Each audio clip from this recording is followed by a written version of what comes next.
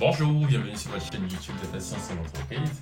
Ici nous parlons des sujets, nous traitons des problématiques qui ont rapport avec le machine learning, le deep learning, le NLP. Si vous n'êtes pas encore abonné, allez-y, faites-le juste rapidement, likez, n'hésitez pas à laisser un commentaire. Bienvenue. Bonjour et bienvenue sur votre chaîne Data Science en entreprise. Parlant d'entreprise, justement, nous allons parler d'un sujet très important, celui de la connaissance des clients. Nous allons nous focaliser plus précisément sur le custom cas de figure. C'est quoi le Customer Segmentation? Pour faire simple, c'est quoi la connaissance des clients? Et ici, c'est quoi la segmentation des clients? Lorsque nous prenons le mot segmentation, alors, il y a le verbe segmenter qui veut dire simplement rendre en plusieurs morceaux. Et qu'est-ce que nous allons rendre en plusieurs morceaux ici? Nous allons rendre en plusieurs morceaux la base de données clients de notre entreprise. Donc, en faisant cela, nous passons à une connaissance, on s'informe beaucoup plus sur les spécificités de notre base. Donc, la Customer Segmentation est une stratégie qui nous permet de mieux cerner la base de données que nous avons, de mieux regarder, remarquer les particularités qui y existent et ainsi proposer des choses à la longue. On parle aussi de clustering. Alors, quel est l'objectif principal visé lorsqu'on fait une segmentation de clients? Parce que ouais, on ne va pas se lever pour aller juste faire des sous-regroupements de notre base de données. L'objectif principal de faire une segmentation est quoi? Est de pouvoir, comme je l'ai dit précédemment, maîtriser des sous-groupes et ainsi, en fonction des caractéristiques de ces sous-groupes-là, proposer des produits, proposer des services à l'endroit de ces derniers. Cela facilite. Autre objectif assez intéressant qui émane de la segmentation de clients, c'est la création de nouvelles variables. De nouvelles variables qui peuvent être utilisées plus tard dans d'autres situations de modélisation prédictive. Alors, dans notre parcours de modélisation sur la Customer Segmentation, nous aurons besoin de regarder certains aspects particuliers des clients. Ici, principalement, on va se focaliser, alors pas principalement, il y a des informations qui sont très importantes pour nous. Il y a des informations qui ont rapport avec la démographie, qui ont rapport avec les transactions, les informations qui ont rapport avec la géographie. Plus loin, il y a d'autres informations aussi qui peuvent être utilisées dans le cadre de notre modélisation sur la Customer Segmentation. Maintenant, quel est le rôle du machine learning dans tout cela? Qu'il nous soit permis de le dire que avant de passer à une segmentation de clients, on ne connaît pas à l'avance les informations ou bien les caractérisations sur lesquelles cette segmentation se fera. Et donc, avec le machine learning, nous pouvons non seulement investiguer une base de données de plusieurs personnes, mais aussi déceler des particularités assez complexes à l'intuition humaine. Donc, le machine learning, pour faire court, nous permet de faire ces sous-classifications suivant des caractérisations, suivant des similarités que nous, en tant qu'humains, on ne peut pas directement percevoir. Alors, qu'est-ce que nous allons utiliser comme outil? Parce qu'il y a plusieurs choses, bien sûr. Nous sommes dans le machine learning et nous avons des outils qui ont rapport avec l'apprentissage supervisé, celui non supervisé et celui de renforcement. Et donc, nous allons nous concentrer sur quoi? Des algorithmes de clustering. Ça sera des algorithmes qui nous permettront de segmenter, de faire des regroupements, des sous-regroupements de notre base, tout en se basant sur des informations particulières, des similarités. Quelques exemples d'algorithmes qu'on pourra utiliser sur notre parcours sera le K-Minx par exemple. Nous allons nous focaliser tout au long de nos travaux ici sur deux algorithmes très simplement, le K-Minx et puis le Affinity Propagation. Alors commençons par le J. C'est quoi le K-Minx? Alors, pas c'est quoi le K-Minx? Les deux, que ce soit le K-Minx ou Affinity Propagation, les deux nous aideront à faire bien sûr une segmentation des clients. C'est quoi la particularité un petit peu déconcertante avec le K-Minx? Le K-Minx nous demande de lui dire à l'avance le nombre de clusters que nous recherchons. Je résume, avec le K-Minx, il faudra spécifier le nombre de clusters qu'on recherche. Avec le Affinity Propagation, ça ne sera pas le cas. Vu que nous avons des grandes bases de données avec plusieurs variables, plusieurs individus, c'est difficile de faire une représentation visuelle. C'est difficile. Mais tenez-vous bien, nous avons deux outils très importants qui sont le PCA, le TSNI, qui peuvent nous permettre de faire une forme de représentation de nos données et faciliter une visualisation. Comme je l'ai dit tout à l'heure, il va falloir trouver le nombre de clusters optimal pour donner à notre K-means. Dans cette logique, nous aurons à utiliser le silhouette score par exemple, ou bien la somme d'erreurs des carrés pour essayer d'obtenir un tant soit peu le nombre de clusters maximal pour notre algorithme K-means.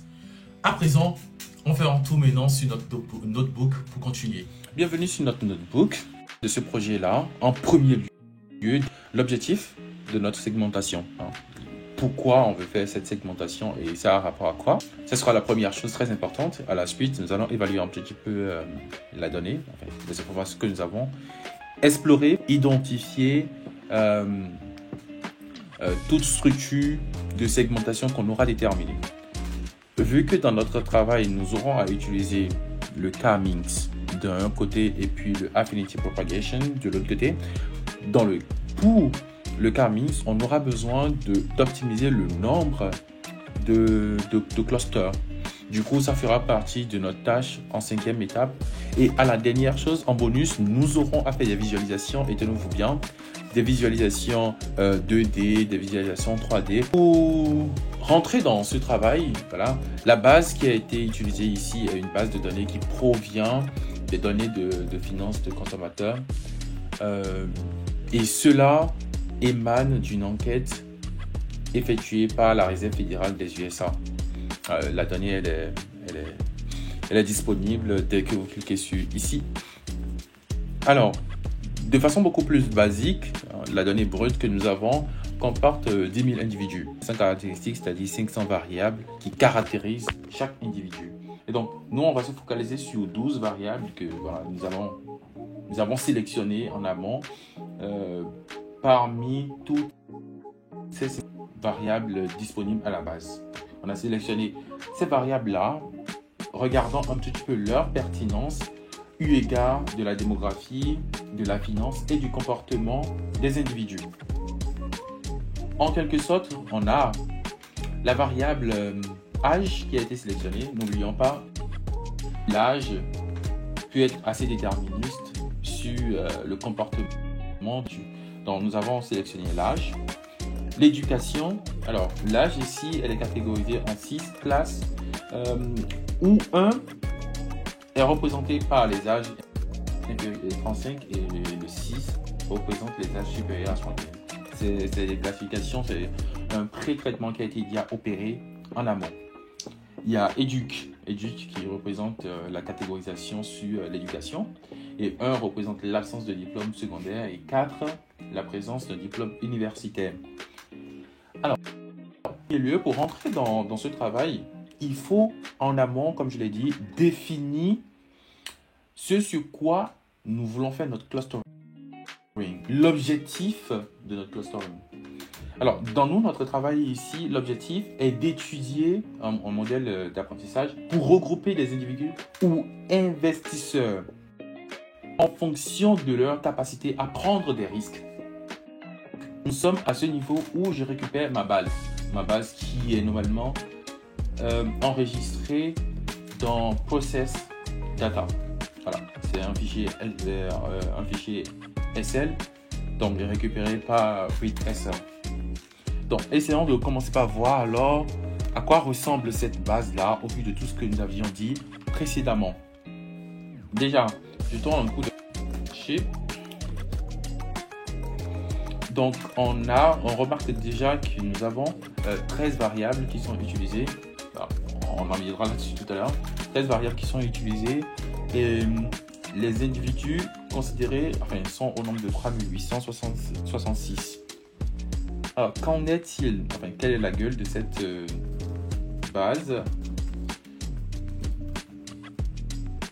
Je prends sur 3. Alors, on regarde un tout petit peu ce que nous avons. On l'a notifié un petit peu plus haut, les variables qu'on avait. Alors, on ajoute la variable ID, identifiant, qu'on va sûrement abandonner en cours de route. Et du coup, nous avons âge, éduc, married, kid, ainsi de suite, comme on l'a notifié un peu plus tôt. Donc, on peut essayer de voir une petite descriptive de notre base, voir à quoi cela ressemble. Voilà. Describe. Voilà. Donc, avec ces informations ici, j'avoue qu'il n'y a pas grand chose à remarquer puisque nous avons à la base, on peut remarquer que les variables sont assez catégorisées déjà. Cela est beaucoup plus visible lorsque je vais chercher à obtenir.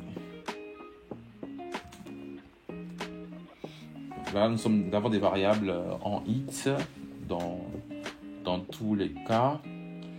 Et si nous prenons par exemple la variable educ, on peut essayer de voir comment il se présente cette variable-là. Donc, point educ, value counts.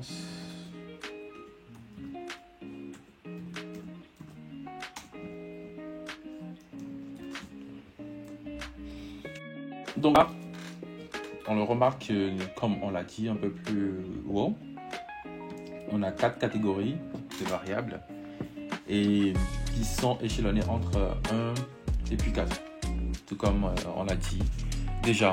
Et je rappelle tout simplement que 1 représente ne pas avoir de diplôme secondaire et puis le 4 représente avoir un diplôme supérieur.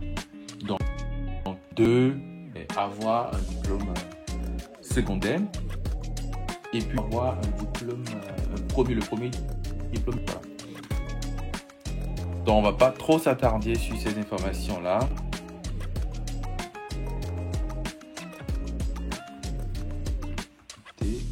Alors celui-là c'est des abscisses, donc ça sera abscisse égale à 1. Et du coup on va directement faire du inplace égale à true pour obtenir cela directement, pour obtenir la suppression sur la base dataset. Ok, c'est parfait. On peut essayer de réafficher les colonnes pour voir que ça a correctement disparu.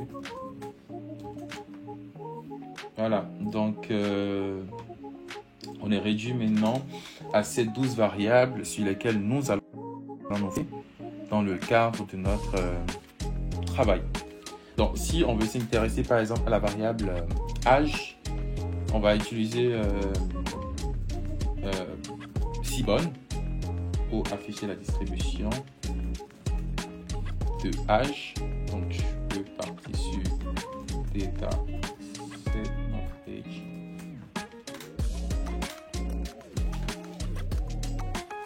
Voilà. Donc, on peut voir que voilà, c'est déjà catégorisé, comme je l'ai dit, c'est 1, 2 jusqu'à 6 sur âge. Et donc, il n'y a pas une forme de distribution jolie qui s'offre à nous dans ce cas de figure. Essayons de regarder un peu la corrélation alors qui existe entre les variables, parce que la corrélation déjà peut constituer un indicateur précieux de la relation qui existe entre les variables. Donc, allons-y. Donc, essayons de correlation.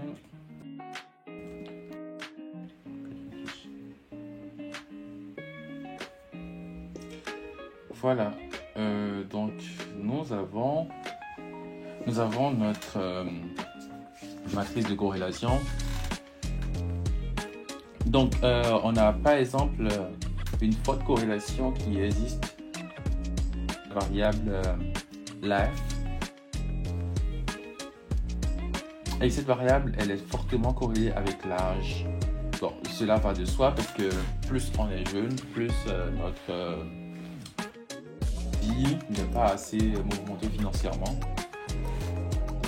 Plus on prend de l'âge, plus il y a des responsabilités, et donc cela vient de sens. Alors, les données sont à la base pré-traitées. Nonobstant, on va essayer de voir s'il n'y a pas de variables manquantes par hasard. Donc, isna, ça. Donc voilà, on a 0 valeur manquante au niveau de toutes les données que nous avons. On n'est pas sans savoir qu'on va utiliser dans notre processus le K-Minx, par exemple l'algorithme K-Minx. Et cet algorithme est très sensible aux valeurs aberrantes, puisque c'est un algorithme qui se base sur un calcul de moyenne en quelque sorte. Mais pour nous ici, vu que nous avons des variables, des données qui sont super catégorielles déjà, nous n'allons pas forcément aller dans cette logique-là.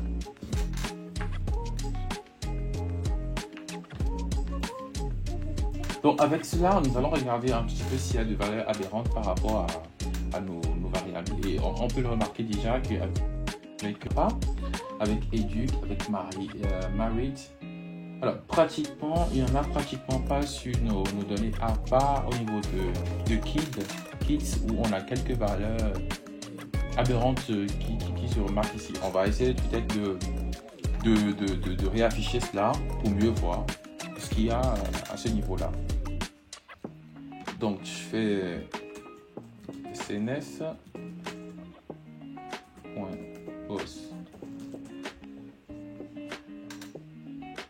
Donc, ayant donc remarqué des valeurs aberrantes avec la variable kids, nous allons essayer de les enlever, bien sûr.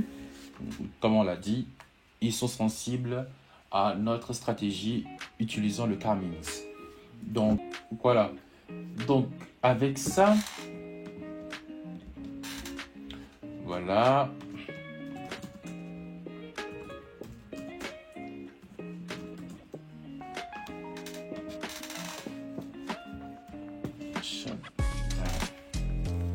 Donc, nous pouvons remarquer que nous avons perdu quelques éléments, puisque à la base, on était à 3866 et maintenant on se retrouve à 3843. Donc, notre nouvelle base, constituée de 3843 individus et de 12 variables, sera la base que nous allons utiliser à la suite pour continuer notre travail. Et on peut se rassurer puisqu'il n'y a plus actuellement de valeurs aberrantes. Alors, à présent, nous allons passer à la modélisation. La modélisation avec le K-Minx, le Affinity Propagation. On l'a dit un peu plus en amont que pour utiliser le K-Minx, il faut spécifier à la base le nombre de clusters qu'on veut avoir. Nous allons nous baser sur le score silhouette et puis la somme du carré d'erreur pour obtenir un temps des valeurs beaucoup plus optimales au cluster. Donc, dans notre travail, nous avons des Inertia, enfin, une variable que nous créons juste. Enfin, cette variable constituera en fait nos centroïdes, c'est-à-dire le point autour desquels va se regrouper les autres. Et donc, nous spécifierons, enfin ici, on se focalise simplement sur 10. On va essayer de s'arrêter sur 10 par rapport au nombre de clusters que nous allons supposer avoir. Donc nous, on prétend se limiter à 10 clusters au maximum. Donc parmi ces 10 là, on va essayer de voir celui qui est optimal en fonction de la règle de Elbow. Cette règle là qui nous permet en effet de voir à partir de la flexion de notre de notre coude, on se base en fait sur cela pour déterminer le nombre de clusters. Donc dans notre cadre de figure, nous utilisons bien sûr notre K-Minx et nous affectons les cas, chaque cas, le nombre de clusters par rapport à ce que nous voulons. Dès cet instant, nous appliquons à notre data. On obtient les labels. Les labels ici, pour nous, c'est juste les clusters. Et dès que les clusters sont obtenus, on évalue, en gros, on trace tout simplement déjà nos clusters en fonction de la somme du carré des erreurs pour essayer de voir ce que la règle de courbe nous permet de valeur optimale. Alors à présent, nous avons notre représentation qui nous permet de choisir le nombre de clusters que nous recherchons. Donc regardons un peu, on peut remarquer que notre courbe elle est assez smooth. Pas le moment de flexion drastique qui s'est révélé à nous au travers de ce qui est là. Donc on peut par exemple se focaliser sur 5 pour avoir 5 clusters. On peut bien sûr prendre 6 aussi, pourquoi pas. Donc le choix pour nous va tourner autour de 5 ou de 6 clusters pour la suite. Donc on va essayer de l'utiliser. Donc avec le score silhouette, nous pouvons aussi voir un peu comment cela va se passer. On va avoir une représentation et en fonction de ça, confirmer si nous allons se focaliser sur 5 clusters ou sur 6 clusters. Donc allons-y avec le score silhouette. Silhouette score. Donc nous allons le définir.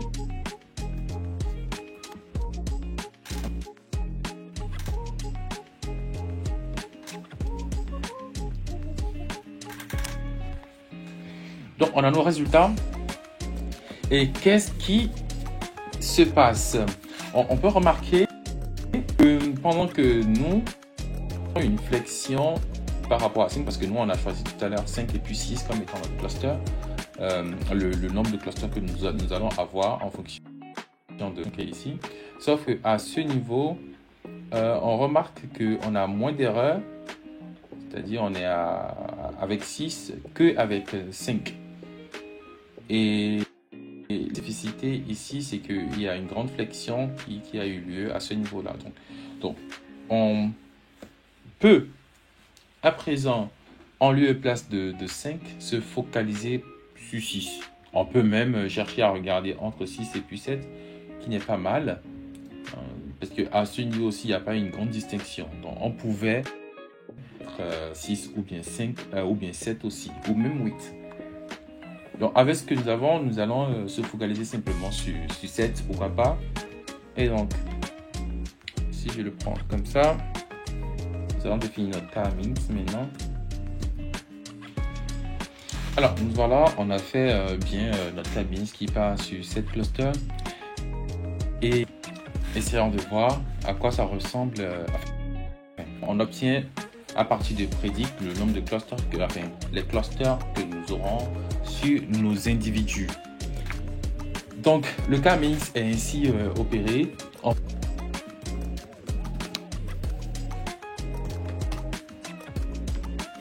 Alors, comment cela va se passer ici? C'est toujours la même stratégie. Voilà. Donc, de ce côté, c'est un peu dramatique, mais c'est ce que nous avons. Nous avons 159 clusters qui est proposé par cet algorithme. Donc, normalement, on doit, s'il faut se focaliser sur lui, il faudra faire un regroupement de nos 159 groupes suivant les similarités que l'affinité propagation a détectées. Mais le problème est dans la vie réelle des choses. Ici, surtout en entreprise, on n'aura pas, on n'a pas le temps d'investiguer 159 sous-groupes par exemple. On peut se permettre, c'est possible quand on arrive là, mais je crois que la chose qui est assez réaliste à opérer est d'avoir des groupes qui tournent autour de 5, de 10 maximum pour faciliter alors des travaux sur les 10 groupes. Donc nous n'allons pas continuer avec ce score-là. Nous n'allons pas continuer avec cet algorithme-là directement comme ça. Mais avant, nous allons essayer de regarder un petit peu le silhouette score. On va le calculer pour voir quel est le silhouette score de l'affinité propagation contre le silhouette score du K-Mix. Il faut notifier ici que le silhouette score, plus il tend vers 1, plus il est meilleur.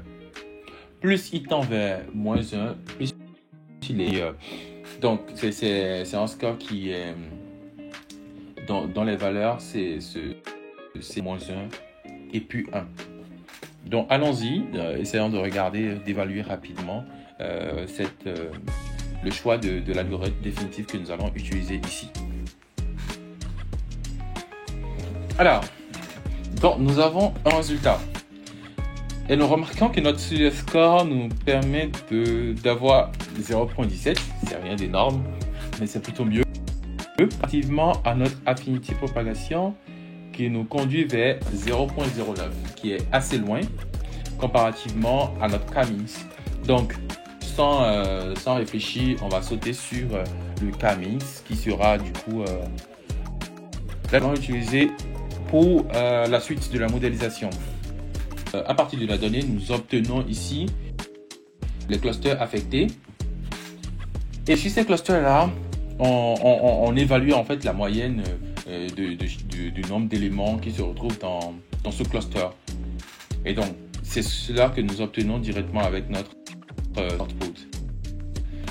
Bon, nous avons toutes ces informations, c'est bon, c'est bien bon. Mais il faut porter un justificatif, c'est-à-dire caractériser les clusters que nous avons. Comment, qu'est-ce qui fait la particularité de chaque cluster? Donc, pour ce faire déjà, essayons de nous focaliser uniquement sur les variables qui ont rapport avec la démographie, par exemple. Donc, pour ce faire, voilà, nous avons une représentation qui nous permet de voir un petit peu en moyenne le comportement de chaque variable au niveau des clusters. Ici, en abscisse, nous avons 6 clusters, 0 jusqu'à 6. Et puis, en ordonnée, on a un petit peu la variation. Qu'est-ce qu'on peut remarquer? Déjà, dans l'ensemble de tous les clusters, on peut remarquer très facilement qu'en se focalisant sur la condition socio-professionnelle, enfin, la condition liée à la carrière, il n'y a pas une grande différence entre les clusters qui sont devant nous, à part au niveau du cluster 3 et du cluster 5 où c'est un petit peu plus élevé. Sur tout le reste, c'est pratiquement les mêmes. Donc, cela ne permet pas forcément de distinguer nos clusters par rapport à cette problématique de risque, de tolérance au risque. Focalisons-nous simplement sur les clusters 0 et puis 1. Et si on considère ces deux-là, regardons un petit peu la condition liée au nombre d'enfants. Donc, on remarque qu'au niveau du cluster 0, il y a moins d'enfants qu'au niveau du cluster 1.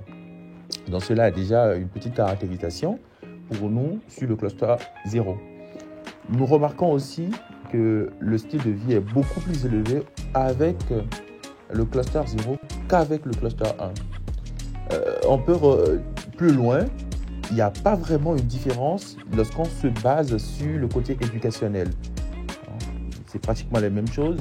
Si on se base sur la question de mariage ou pas, c'est pratiquement les mêmes choses. Donc, ce qui distingue déjà ces deux clusters est au niveau du style de vie et au niveau de l'enfant, de la possession, du nombre d'enfants possédés.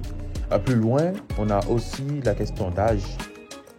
Ceux qui sont au niveau du cluster 1 sont un petit peu plus âgés que ceux qui sont au niveau du cluster 1. Donc, on peut déjà commencer par dire que ceux qui sont au niveau du cluster 0 ont beaucoup plus de tolérance au risque que ceux qui sont au niveau du cluster 0. On peut déjà commencer par se dire peut-être que les gens qui sont au niveau du cluster 0 sont des gens beaucoup plus âgés, qui ont moins d'enfants et puis qui ont de ce fait une situation de vie beaucoup plus élevée comparativement à ceux qui sont au niveau du cluster 1 par exemple. Alors, faisons la même chose et regardons un petit peu comment s'organisent les variables par rapport aux autres variables. Les autres variables, par exemple, qui ont rapport avec le risque de façon fine et aux dépenses et par rapport au comportement des gens. Donc pour ce faire, nous allons faire la même représentation, cette fois-ci avec les autres variables uniquement. Donc qu'est-ce que nous pouvons remarquer? Cela continue de se faire. Sur le cluster 0 et puis le cluster 1, déjà en termes de revenus, ceux qui sont au niveau du cluster 1 ont plus de revenus que ceux qui sont au niveau du cluster 0. Sauf que en termes de risque, il n'y a pas vraiment une différenciation. Mais allons un peu plus loin en regardant un peu la tendance de dépenses de chacun de ces éléments de ce cluster-là. On remarque avec notre violet qu'il y a une petite tendance, un peu plus moyenne de dépenser au niveau du cluster 0 qu'au niveau du cluster 1. Ce qui peut laisser entrevoir déjà que les gens du cluster 0, cette variable principale peut nous permettre de qualifier un peu plus les gens du cluster 0 que les gens du cluster 1, puisqu'il n'y a pas une grande différence qui existe entre ces deux clusters-là, par exemple. Alors, pour essayer de mieux voir, en se référant à toutes les variables, la caractérisation des clusters, nous allons faire une représentation Treatmat en utilisant Seaborn. Donc, ça sera output. Donc, je fais.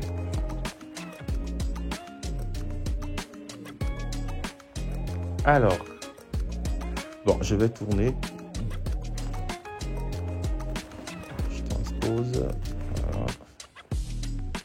Donc, avec cette représentation, comme on a pu le remarquer un peu plus haut,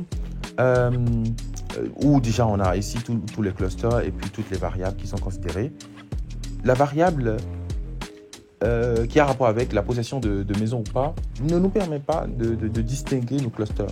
C'est pareil par rapport à la variable concernant la capacité à épargner de l'argent. Ces deux variables-là, par exemple, ne sont pas très distinctives de nos clusters. Par contre, la variable qui a rapport avec le style de vie, plutôt oui, parce que nous avons des styles de vie beaucoup plus différenciés à ce niveau-là. Donc, sur le cluster 1 et puis le cluster 0 et puis le cluster 1, par exemple, en se basant sur le style de vie, on peut différencier ces deux clusters. Cela ne se remarque pas forcément au niveau de la variable merit, où il n'y a pas vraiment un changement sur ce côté. Et l'éducation aussi. Donc, quelle que soit l'éducation, la situation maritale, et la possession de maison ou pas, et aussi la capacité à épargner de sous, il n'y a pas réellement un changement qu'on peut effectuer en se basant sur ces variables-là. Il n'y a pas une caractérisation qu'on peut effectuer. Regardons un petit peu la variable qui a rapport avec spend more, pour dire dépenser plus. Il y a plutôt une petite tendance qui est ici. Donc, les gens qui sont au niveau de cluster 1 sont des gens qui dépensent beaucoup plus comparativement à tout le reste. Et cela est assez visible devant nous là. On peut aussi voir qu'il y a aussi une distinction qui existe en se basant sur l'âge, sur le cluster 0 et puis le cluster 1. Donc les gens qui sont au niveau du cluster 1 sont beaucoup plus âgés, comme on l'a dit un peu plus haut, et du coup, étant beaucoup plus âgés et ayant moins d'enfants, parce qu'on l'avait remarqué, ils ont tendance à beaucoup plus faire des dépenses que ceux qui sont dans le même cas, mais qui sont moins âgés et qui ont moins d'enfants. Donc, en se basant sur ces informations-là, on peut caractériser de proche en proche et résumer en gros la caractérisation de chaque cluster. Je mettrai toute cette caractérisation présentée sur mon compte LinkedIn, sur le notebook que je vais présenter. À présent, le moment fatidique de la représentation, un petit peu une visualisation des clusters pour mieux voir comment, bon voilà, on peut, c'est pas une distinction énormissime, mais on peut tout de même voir un petit peu la catégorisation de chaque cluster. Nous allons en premier lieu regarder une représentation 3D des clusters en se basant sur le K-Means et à la suite regarder une représentation 2D. Donc pour la représentation, la visualisation, nous allons nous focaliser sur le PCA et puis le TSNI. Donc commençons déjà par le PCA. Donc nous pouvons utiliser un code qui est déjà tout prêt, qui nous permet de voir un peu la représentation. Alors, nous voici avec une très belle représentation de notre cluster, de nos clusters. Et qu'est-ce qu'on remarque? Bon, on peut remarquer quand même qu'il y a les clusters qui sont bien visibles, hein. C'est juste une différenciation de ces clusters-là qui est assez difficile à remarquer. Alors, on a ici de ce côté les clusters, le cluster 3. Ici, il y a un mélange. Et c'est pareil de l'autre côté aussi. Alors, il faut remarquer aussi que nous sommes en 3D. Donc, c'est assez difficile de faire cette distinction-là ici. Et c'est la raison d'ailleurs pour laquelle on va faire une représentation avec le TSNI pour voir si ça va mieux en termes de visualisation. Alors, il ne faut pas manquer de le dire que en termes de variabilité, nous ne devons pas oublier que avec le PCA, l'information qui est prise en considération, la variabilité est maximale sur notre première composante. Et ainsi de suite, de composante en composante, cette variabilité diminue. Donc, si on considère notre variabilité par rapport à ces trois composantes-là, nous avons représenté l'information à 54%. Donc, nous avons perdu 50% pratiquement de l'information que nous avons avec cette représentation qui n'est d'ailleurs pas du tout lisible. Et il faut remarquer qu'il y a seulement 24% qui a été pu remarquer, qui a été pu représenter avec la première composante, celle qui est censée représenter la grande majeure partie de l'information. Donc on a perdu bien en termes de représentation. Raison pour laquelle d'ailleurs on va passer à une représentation avec le TSNI pour voir un peu comment ça va se comporter. TSNI. Donc nous voici avec la représentation TSNI. Alors ici il y a plutôt moins de c'est plutôt mieux parce que on peut remarquer que en haut ici nous avons le cluster 3, le 5 et le 0 qui sont pratiquement regroupés mais un peu différenciés quand même. Et de ce côté nous avons les clusters 1, 2, 6 et puis 4. Et là, la différence, elle est un peu remarquée, elle est un peu marquée avec le TSNI. Donc, cherchons à perdre un peu d'informations et regardons plutôt une représentation des 2D de chacun des côtés. On va voir comment ça va se comporter. Voilà. Alors, sur notre cluster, sur notre représentation avec le PCA, bon, voilà, il n'y a rien qui est vraiment distingué à part l'information qui est au niveau du cluster 3. Sauf que, bon, on ne va pas oublier que là, tout à l'heure, au niveau de notre représentation, nous avons 54% qui a été représenté dans l'espace. Donc, en considérant seulement deux composantes, on a représenté l'information à hauteur de 44% uniquement. Donc, on a perdu 60% de l'information dans cette représentation-là. 24% représenté sur la première composante et 20% représenté sur la deuxième composante. Donc, ce qui dénote très clairement de la non-pertinence de PCA dans notre représentation ici. Qu'en est-il de notre TSNI? Allez, donc voilà, comme on a pu le remarquer, avec le TSNI, déjà cela était prévisible. Avec ce que nous avons eu en termes de représentation 3D, cela se démarque encore ici. Il y a une forme de distinction qui existe un peu entre les clusters. Les clusters qui étaient remarqués dans le coin totalement ici, voilà. Ceux qui sont là, le 3, le 0 et puis le 5, ils sont plutôt mieux représentés en 2D. Voilà. Donc, on a le 0, le 5 et puis le 3, comme on a pu remarquer. Et de l'autre côté, à ce niveau aussi, il y a une distinction, il y a une petite distinction aussi qui est claire. Et c'est seulement le cluster 1 qui n'est pas bien pris en considération à ce niveau. Donc, en tout cas, ce sera la fin pour ce projet. Pour ceux qui sont restés jusqu'à la fin, merci beaucoup et n'hésitez pas à commenter, à laisser vos pouces bleus, partager. S'il y a des questions, n'hésitez pas à poser ces questions-là.